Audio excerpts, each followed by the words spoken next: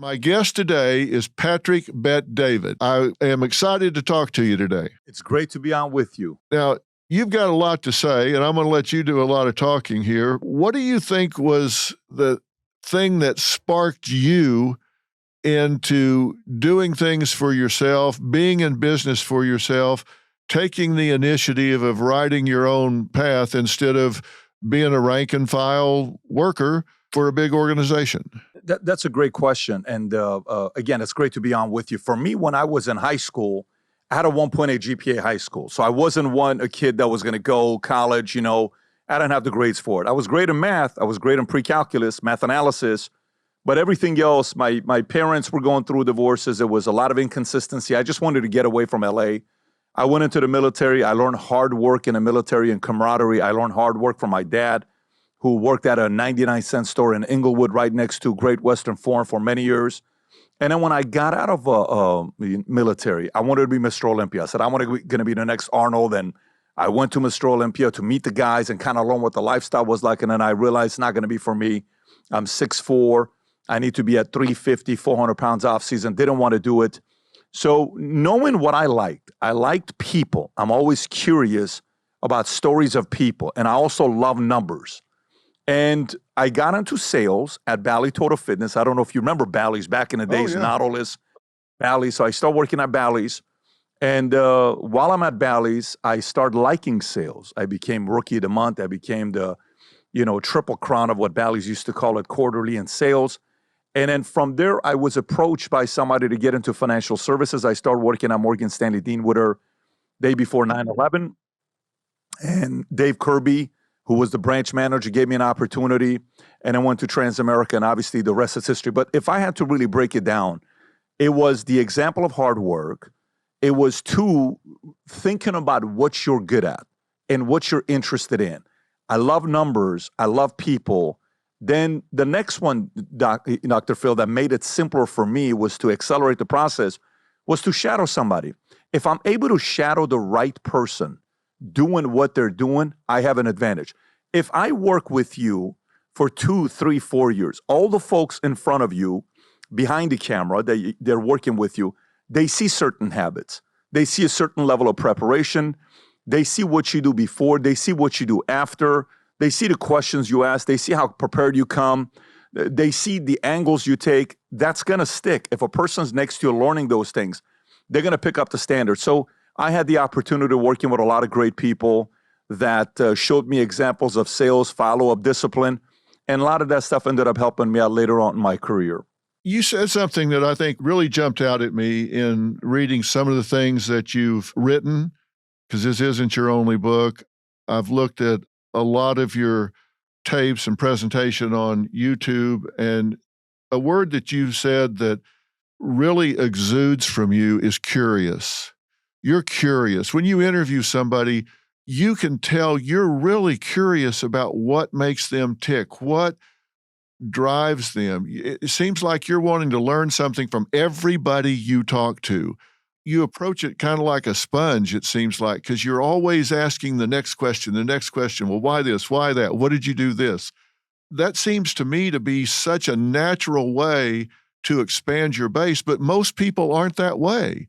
It seems to me you would be maybe the last person to do that. I mean, you spent time in a refugee camp in Germany. You had to flee. A lot of people that have been through your experience tend to be withdrawn. They tend to put up a shell around them. They tend to protect themselves because the world has not been a nurturant place for them. And it certainly hasn't always been nurturant from you. You and your family had to flee after Khomeini died. A lot of things went really ugly in your life, but instead of withdrawing and kind of going into an emotionally fetal position, you went the other way and started reaching out and gathering information, reaching out to people. How do you explain that? By the way, great question. And for me, I didn't get into reading books till after the military. When I got out of the military, my sister recommended me How to Win Friends and Influence People. So I read the book by Dale Carnegie. I couldn't believe it. I'm like, you got to be this great material here, right? This is phenomenal. And then my boss at Bally's, Robbie Solomon, recommended me How to Master the Art of Selling by Tommy Hopkins. And then afterwards, my third book was Rich Dad, Poor Dad. And then all of a sudden, I'm thinking to myself, these are great books. Then Norman Vincent Peale, Power of Positive Thinking, Psycho-Cybernetics, Power versus Force, and all these books, Law of Success, Think and Grow Rich. You start looking at all these books, then all of a sudden you say to yourself, you know, this is a whole different world. It's almost as if somebody put a lens. You know how you go to movies and you put those 3 glasses on and you see certain things that a person without 3D doesn't see? That's what the world of reading and books did to me. I'm a guy that got out not knowing what I wanted to do, and then I saw what was possible, and that was a beautiful thing. In regards to curiosity, you know, we know our story. You know your story. You probably, you know, when you go to dinner and you're meeting a couple for the first time, you and your wife, them and their wives, and you've probably have told the story. How did you meet your wife? I don't know how many times we've told that story, right? Right. I already know the story. And she's going to say, you say it better. No, you say it, babe. But the story that's the most exciting for us to hear is the other person's story, because we've never heard that before. Kind of like, oh, wow, that's how you guys met? Yes, we met that way. Wow, that's pretty interesting. So she approached you? She did. No way. Is it true? That's not true. He approached me, but then afterwards I asked him out to coffee and I'm like, wow, it's a pretty cool story. But I think the part with me in regards to the curiosity side is the more I read and the more I learned about these guys that had a rough background. You know, sometimes when you sit down with comedians and you see the best comedians, the best of the best, Kevin Hart's, the Rogans, the Chappelles, you know, you go through their upbringing and then you'll realize a pattern of a very, very difficult life where they had to use humor to kind of lower the temperature of how bad things were in life. That's tough, right? When you see a pattern of kids that go into MMA, mixed martial arts, UFC, boxing, what pattern do we typically see? You'll see a pattern of bullying when they were coming up, where they had to find a way to stand up for themselves. When you see somebody that all of a sudden wants to be a certain specific doctor, what happened? They lost a relative, a mom or a father to that, where they want to dedicate their lives to figure out how to address what happened with their heart. To me, when I saw our life, what we were going through, and you know, I saw how messy it was, and I got lucky early on because I was an atheist for 25 years of my life. And then eventually a pastor of mine got a hold of me, Pastor Dudley Rutherford from LA. We became very good friends. He married us. We changed our wedding day just for him.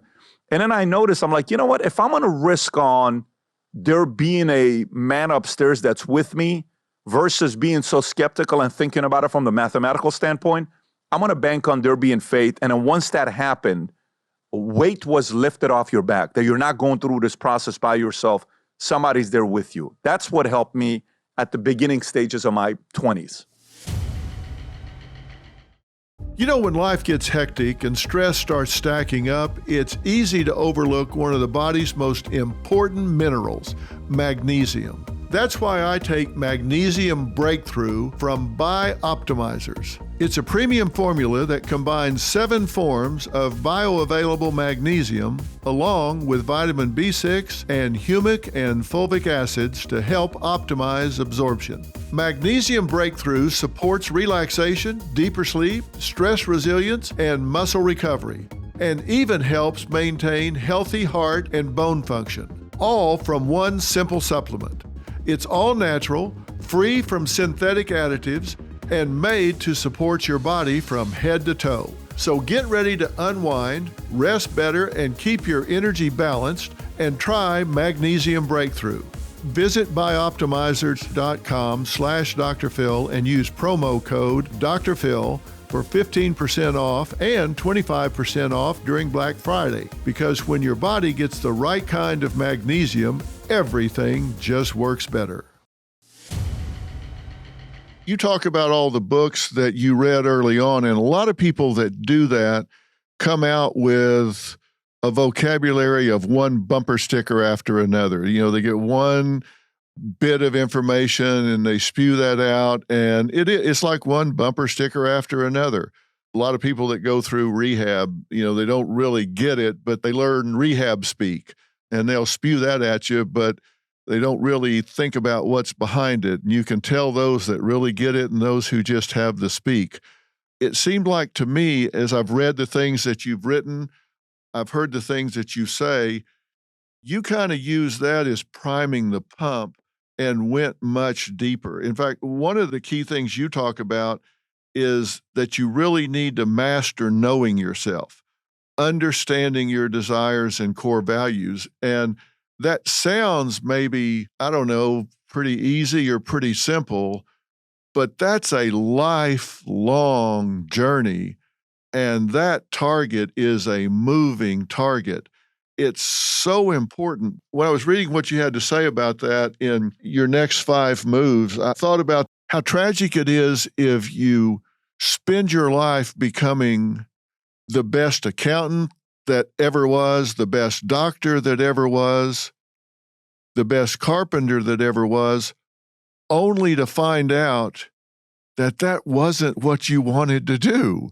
You became the best doctor or carpenter or dentist or whatever, and you get to the end of your life and say, yeah, I really mastered that, but that wasn't me. That wasn't my passion. That isn't what I wanted to do.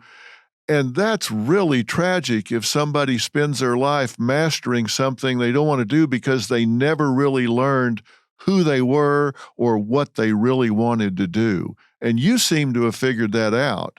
You figured out who you are and what you really want to do. Yeah, it's such a tough question. And I'll share with you why. Because, I was with Tony Robbins last week at his place. We're sitting there having a conversation together. And I remember going to my first Tony Robbins event at 21 years old. Or you read the book, Live with Passion, right? And you'll hear people talking about pursue your passion, pursue your passion, pursue your passion. And although that's a great counsel and feedback, at least in my opinion, sometimes you have to be able to, balance, not necessarily balance, but juggle two ideas at the same time simultaneously. And here's what I mean by it. If I were to say my passion early in my 20s and go pursue it, okay, I love collectible cards. What if I pursued that, right? What if I pursued, certain things that were, specific to movies or documentaries or shows or, we want to write scripts. And if I wanted to do that in my early 20s, but then I also like people and I like numbers. So I said, what if you can, in the interim, I'm going to pursue business and I'm going to do numbers and I'm going to do finance. I'm going to sell stocks, bonds, mutual funds, insurance. I'm going to build a book of business. I'm going to build an agency. While I know that I have interest in politics per se, or I have interest in philosophy, or I have interest in content creation. And then eventually there will come a time, the opportunity will arrive, because sometimes it's also about sequencing where we're doing things out of order. Sometimes we hurry things up and we break things if we're trying to do it out of whack. But this doesn't mean it applies to everybody. Everybody has a different story and a different journey on how they go about it. But for me, the moment I sat there one day, I'm at Matador Beach in right by Malibu, it's right by Zuma, and I'm out there, I'm getting a hold of these questions. I start going through these questions one by one on Sunday, and I'm answering these questions, and I'm like, who do you get along with? Who do you not get along with? Is there a pattern of the people you don't get along with? Why do you not get along with those types of people? I'm like, holy shit, you know what? Why don't I get along with those types of people? Why do I get along with these types of people? Is it because these guys are easier? You know what? If I do get along with them, they're not really doing anything crazy with their lives. They're living simple lives and they're blaming everything either on the government or the military. It's all the military's fault. It's all my boss's fault. Yeah. So maybe I get along with them because they're more comfortable and it's warm and it's fuzzy. It doesn't mean it's good for me to get along with this group. And then whenever I'm around this other group, there's a certain level of tension or a little bit of pressure, and it's peer pressure, but it's the positive kind of peer pressure that you don't want to be around. But when you're around it, you're like, wow, what if I do that? I can do this. What if I can improve? What if I can improve? And these are the questions I asked at an age where I'm just a regular guy trying to figure things out for myself. I said, man, we gotta kind of process these decisions a little bit better. And then the more as you're trying to go about finding yourself, your pursuits, and certain people are put into your life, that this guy introduces this person to you, and then that person introduces this to you. If you were to look at your life, most of us, if we were to look at our lives and said, you're going to be here 20 years ago, somebody said, you're going to be exactly where you are today. I don't know if we'd be able to say, yeah, that's exactly what, there's certain things that happens, but Half the battle, Dr. Phil, is you sitting there kind of figuring out what drives you, what moves you, without making the alibis and the excuses, and then trying to do your best to pursue that without screwing up the current opportunities that you have at stake, that you have in front of you. Because sometimes kind of like, well, real estate didn't work out. I don't think real estate is for me. I'm going to go do content. I'm going to be a YouTuber. Oh, this didn't work out. I'm going to go do insurance. That didn't work out. I'm going to go do banking. That didn't work out. And it's not that didn't work out. Maybe it's the fact that our habits today are also not the best habits that help us win in any place. Sometimes they do, sometimes they don't. But these are tough questions to ask that most of us don't want to ask. No, of course not. I talk to a lot of people who say, hey, I want to write the next great novel, or I want to do this, or I want to do that. Yeah, listen, if that's your passion, I get it. But in the meantime, you do have rent to pay, and you do have 2 kids that get hungry on a fairly regular basis. And sometimes you choose the behavior, you choose the consequences. So I tell people, look, you have to pursue your passion, but you've got to be realistic about it. It's great if you can afford to quit your job and go write the next great novel, and the chance of you doing that is probably not great for most people. So I could decide I want to be the next big NBA star right now, but I've got like a 3-inch vertical, so that's probably not going to happen. You don't want to kill people's dreams, but you've got to have people be realistic. They got to look at the reality of where they are. They got to meet their requirements. I mean, I feel really blessed in that everything I've ever done, I truly feel like has prepared me for what I'm now doing. That's not true of everybody. I mean, if I'd spent 5 years selling shrimp out of a van down by the river, that wouldn't have prepared me a whole lot for what I'm doing today. But since I've been able to choose the things I've done, those experiences have contributed to what I'm doing. You're great at math. You say, you were doing calculus and this, that, and the other. I can't add 2 and 2 and get 5 every time. So I've stayed away from that kind of thing, whereas the qualitative sciences have been really easy for me. So I've chosen a path where I talk for a living, where I reason for a living, where I, talk about critical thinking and things of that nature. People can choose a path where, the wind's at their back, the sun's at their back, because it matches their skill sets. But you talk about in your next 5 moves, you say you get into the habit of thinking 5 moves ahead in everything you do in business. Just working to try and do that will lift your game and lead to greater success.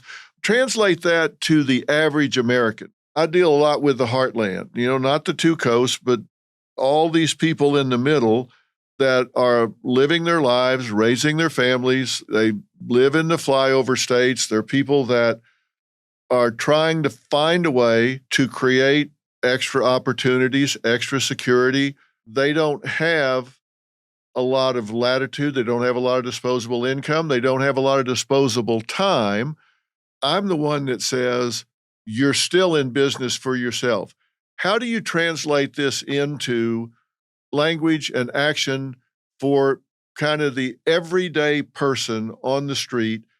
How do you translate that into action for them? What do you tell those people to do to start making changes? Here's what I would say to the average day-to-day person. What I would say to the average day-to-day person is this.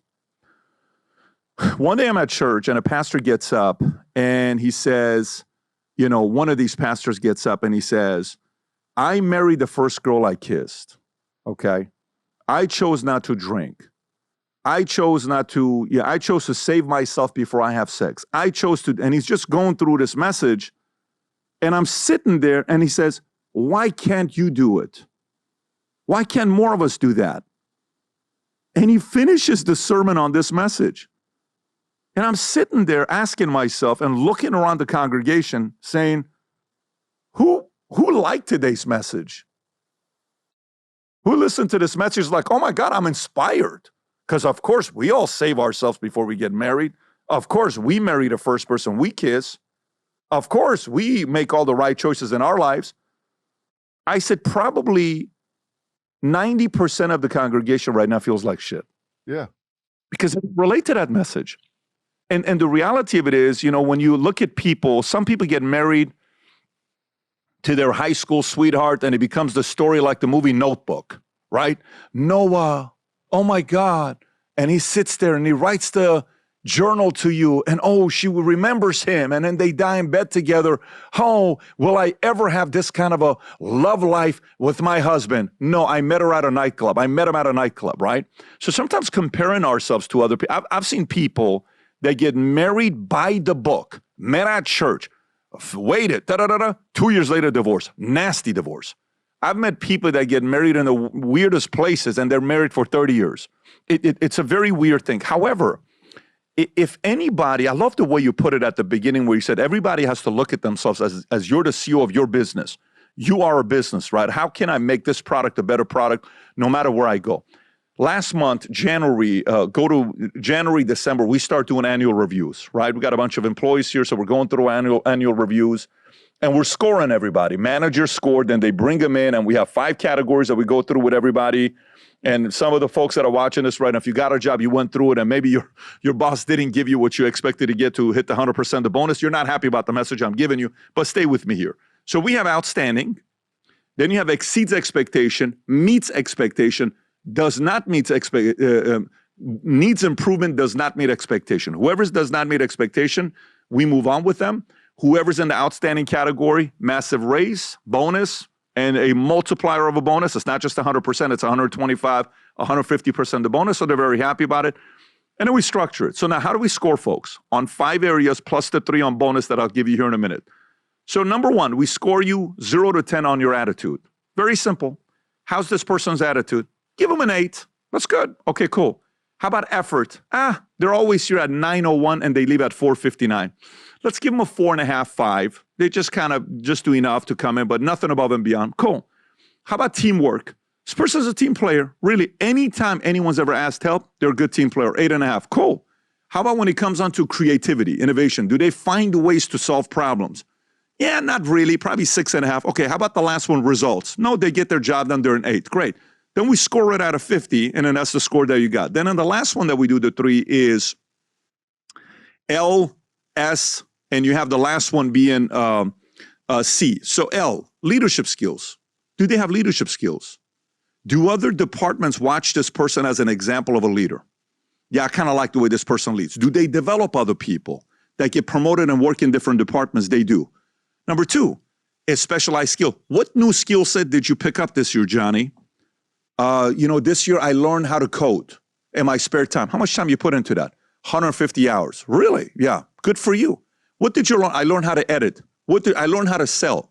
I took a negotiation class. I took a customer experience class with this guy named Will Guidero, who ran the #1 restaurant in the world called 11 Madison in New York, and he became a 3 Michelin star. I want to learn how to give better customer service to our guests when they come into the office. Very cool.